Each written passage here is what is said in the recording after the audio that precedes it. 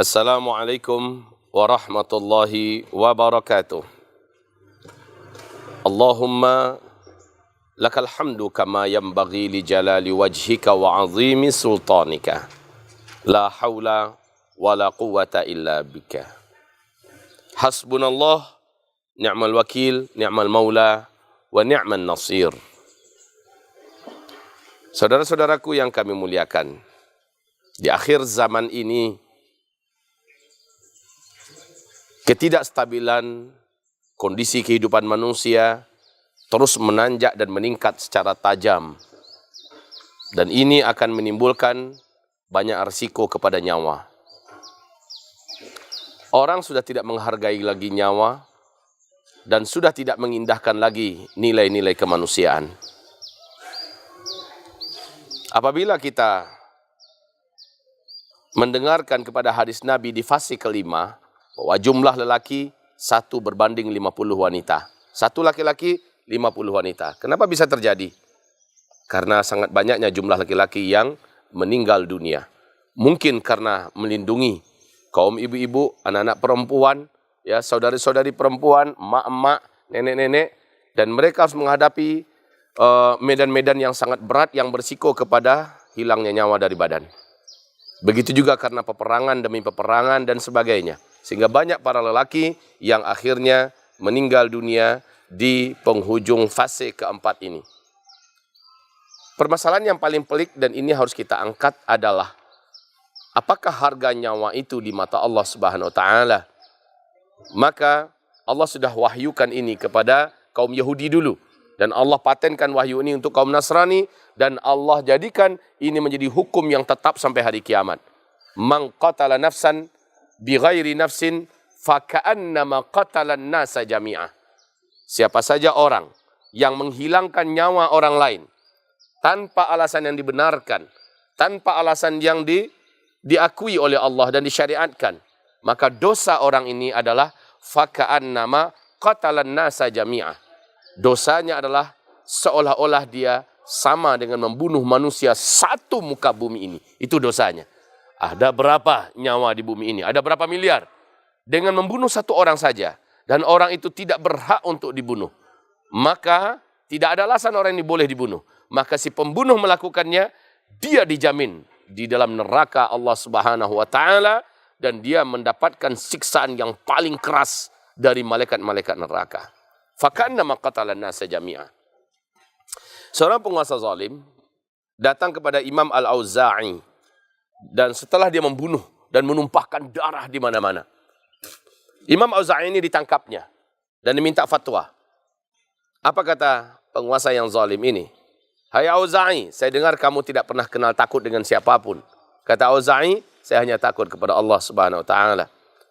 Saya minta kepada kamu pendapat dan fatwamu tentang nyawa-nyawa yang sudah saya lepaskan dari tubuh-tubuh mereka. Banjir darah di mana-mana, puluhan ribu dibantainya. Lalu dia minta fatwa kepada Imam Auza'i. Apa kata Imam Auza'i?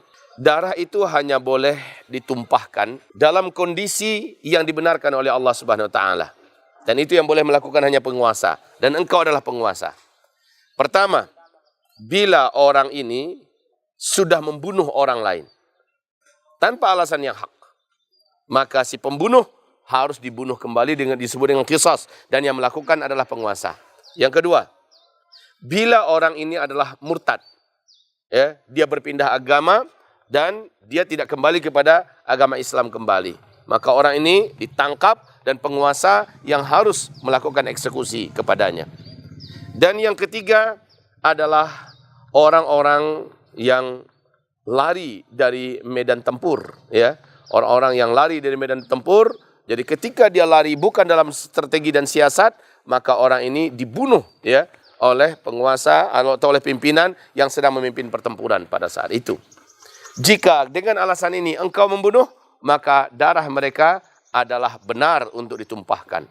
Tapi bila bukan karena alasan ini engkau membunuh mereka, dan mereka adalah rakyat jelata, mereka tidak membunuh orang lain, dan mereka juga tidak murtad, mereka tidak lari dari peperangan ketika mereka harus terlibat sebagai salah seorang yang berperang, maka darah mereka menjadi tanggung jawabmu pada hari kiamat. Ini yang dijawab oleh Imam Auza'i. Saudara-saudaraku yang kami muliakan dan kami cintai, kita berduka dan kita bersedih. Saudara-saudara seiman kita dibunuh tanpa alasan yang hak dan dengan tuduhan yang tidak masuk akal. Seperti di Rohingya terjadi, seperti di Cina, Xinjiang sana terjadi, seperti pembunuhan massal terjadi di Mesir, ya ketika Sisi naik dan merampas kekuasaan secara revolusi berdarah. Atau seperti yang terjadi di Aljazair, atau seperti yang terjadi di Filipina, atau juga mungkin yang terjadi di Indonesia dan bahkan beberapa hari belakangan ini ada darah-darah yang ditumpahkan. Maka hidup tidak hanya sekali di dunia. Bila engkau, wahai para orang-orang yang merasa nyawa ini tidak berharga, engkau akan menjalani kehidupan abadi dan semua kita mati. Engkau yang punya jabatan, punya kekuasaan juga akan mati. Lalu engkau akan berhadapan dengan sang penguasa langit bumi, dunia dan akhirat. Apa jawabanmu di hadapan Allah Subhanahu wa taala? Jika ada ustadz, ada dai, ada ulama yang berani membenarkan perbuatan ini, demi Allah, darah orang-orang yang tertumpah itu dia juga ikut mempertanggungjawabkannya di hadapan Allah Subhanahu wa taala. Karena dengan fatwanya, karena dengan keustadannya, akhirnya orang-orang mendapatkan legitimasi membenarkan perbuatan yang sangat biadab. Apabila engkau adalah juga seorang yang mengaku muslim dan engkau mengatakan berhak kok darah mereka ditumpahkan karena mereka menentang penguasa, karena mereka Masya Allah, dan engkau tuduh mereka adalah khawarij, maka sesungguhnya engkau juga termasuk di dalam serikat dalam dosa ini. Sesungguhnya perkara ini bukan perkara yang remeh, ini perkara darah. Perkara darah ini perkara yang sangat serius dan besar. Wahai hamba-hamba Allah, saudaraku, duka yang dalam biarlah kita serahkan kepada penguasa alam semesta, pemilik persidangan langit nanti, ya persidangan hari kiamat. Seluruh lisan, seluruh aktor, ya seluruh pimpinan, seluruh yang terlibat, baik itu hanya ide dan pikiran atau mendanai membiayai, semuanya terlibat dalam dosa yang sama. Dan saya yakin pihak kepolisian dalam hal ini juga setuju, ya, bahwa kalau ada terjadi crime, ya terjadi pembunuhan, maka siapapun yang terlibat di situ pasti akan dikaitkan dan diseret ke dalam ranah hukum. Saya tahu itu dan kita juga semua tahu itu. Tapi Allah Subhanahu wa taala yang lebih maha tahu lagi bahwa siapa-siapa saja di antara orang-orang yang terlibat dari manusia-manusia dalam rangka menumpahkan darah hamba-hambanya. Saudara-saudaraku, duka yang mendalam. Kita mengucapkan inna lillahi wa inna ilaihi raji'un atas berpulangnya ke rahmatullah Subhanahu wa taala dengan cara ditembak, dengan cara dibunuh, dengan cara apa saja. Duka mendalam ini ada di dalam hati kita. Kita ya orang-orang yang lemah, kita orang-orang yang terzalimi, hanya mampu mengatakan, ya Allah, Engkau yang maha tahu, keadilan hanya di tangan-Mu, dan Engkaulah yang maha mampu menegakkan keadilan ini, dan Engkaulah yang mampu mengusut orang-orang yang melakukan kezaliman. Sesungguhnya Engkaulah yang maha kuasa, Engkau al-muntaqim, ya Allah, Engkau sang maha pemberi pembalasan, Engkau sang maha pemberi pembalasan. Kami tidak mampu membalas, tetapi Engkau adalah al-muntaqim, sang maha pemberi pembalasan. Engkau adalah al-jabbar, Engkau adalah al-qahar, Engkau adalah al-aziz. Maka semuanya kami pulangkan kepadamu. Dan jika makhlukmu tidak mampu melakukan qisas, maka qisas itu ada di tanganmu, ya Allah. Jika makhlukmu tidak mampu membalas, maka pembalasan itu ada di tanganmu, ya Allah. Ketika kami serahkan kepadamu, maka Engkau yang maha bijaksana, dan Engkau pasti akan tunjukkan kebenaran. Kami hanyalah hamba-hambamu yang hanya menyerahkan semua urusan ini kepadamu, ya Allah.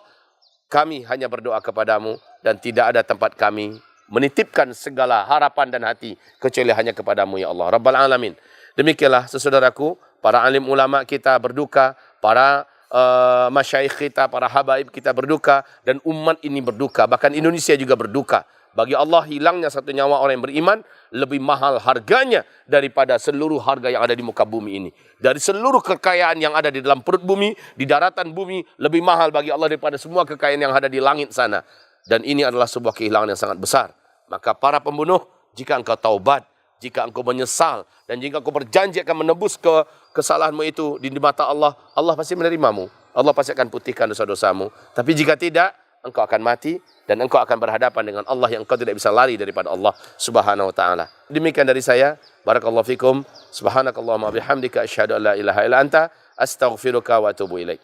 Assalamualaikum warahmatullahi wabarakatuh.